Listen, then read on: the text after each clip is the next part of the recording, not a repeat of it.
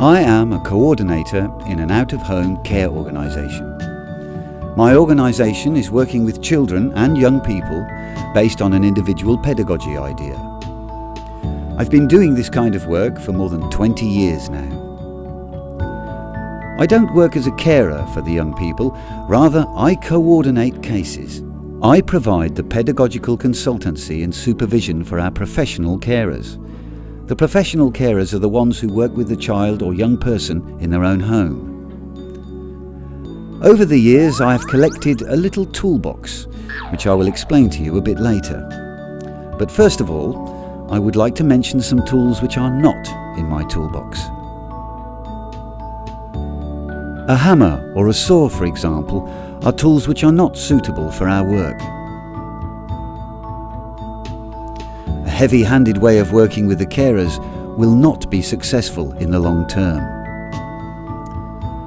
There are more appropriate tools to smoothen things out or to get broken communication back on track.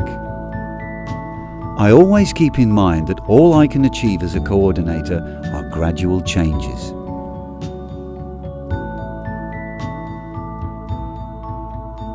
But at the beginning, there's always the slide rule.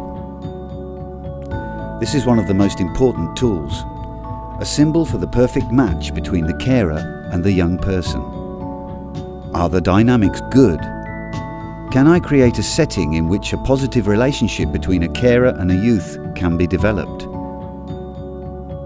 What is the young person's background? I talk to their family, their significant others, as well as their teachers. And what idiosyncrasies does the carer have? Which strengths and weaknesses do the personalities fit?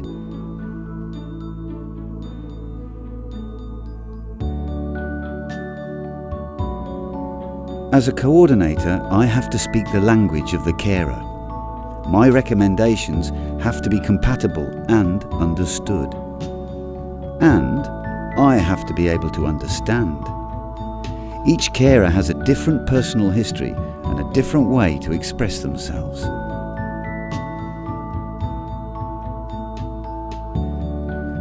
The motivation for doing this work can be very different.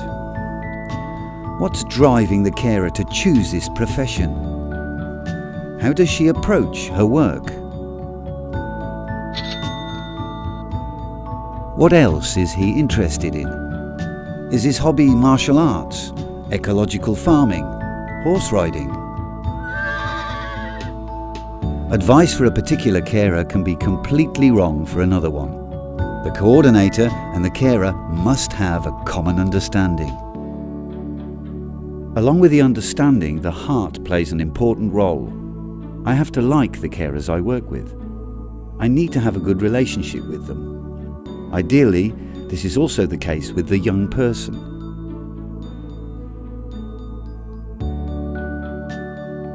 Be cheerful and calm. Don't get infected by the intensity of conflicts. Humour and distance can help take away the drama of the situation.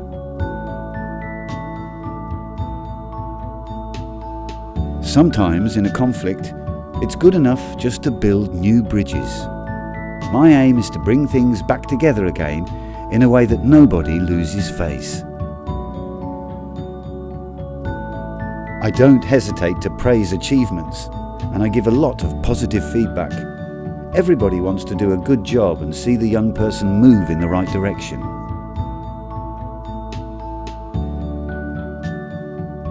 The belief in a positive image of humanity. Hopeless situations can sometimes, surprisingly, develop into something good.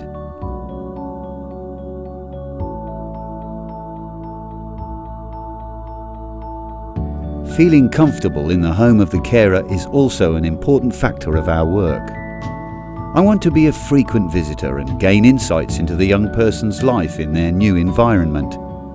Once in a while, share a meal and join in on leisure activities.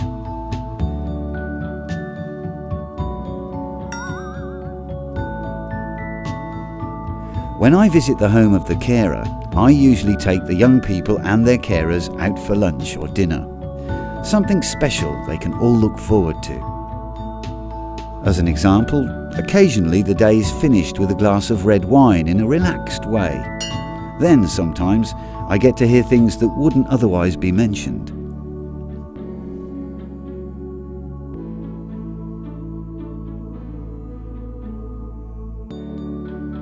As coordinator, I also bring my expertise, my systemic knowledge.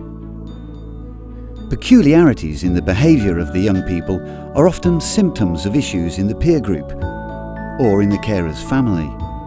Have certain behavioural patterns crept into the setting? Is there a crisis between the carer and their partner?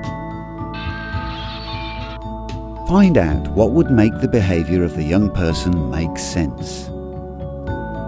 But of course, it's not only the coordinator's expertise, because carers have a lot of professional experience and are trained very well.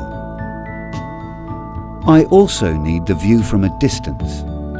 The outsider can see aspects which the carers cannot see because they're too close to the situation, too involved.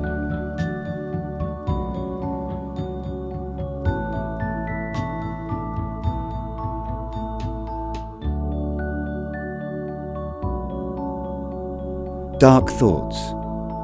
Talking about fears. How long can you endure this? Is there a separation in the air? Is there a danger of suicide? I let them know we can speak about difficult subjects. That way, unspecified fears can see the light of day, be diffused and worked through.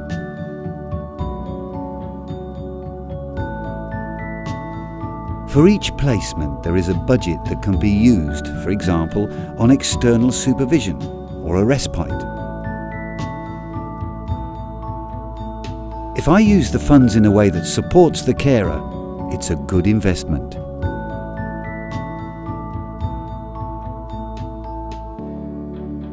Being receptive for the carer's situation. How does the carer experience the situation? Because they are the ones who live with the young people around the clock, sometimes for years. It's about getting a sense of what is good and bad about living together. As a coordinator, I have to make sure I don't get involved all over the place and take on tasks that the carers can complete themselves. Don't let someone put a monkey on your back.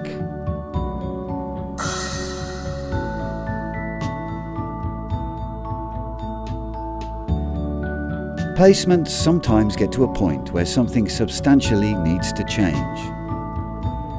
The setting can be reorganised. The young person could move to another of our carers, return to his family of origin, or move into his own flat.